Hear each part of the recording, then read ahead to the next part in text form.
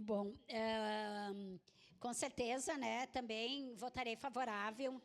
Eu acho que, em que pese muitos problemas, como já foi colocado aqui, não só dessa edição, nem de outra, eu imagino o quão difícil é ser presidente numa festa como essa, né?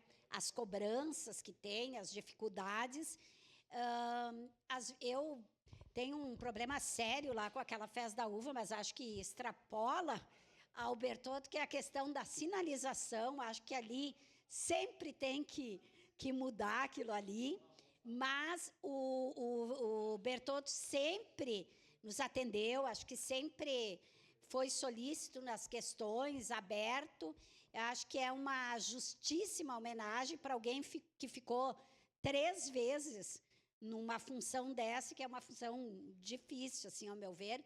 Então, com certeza, vereador Daniel, pela sua homenagem, né? Votarei favorável e, se possível, estarei na sessão da Câmara que prestará esse título ao Bertotto. Obrigada.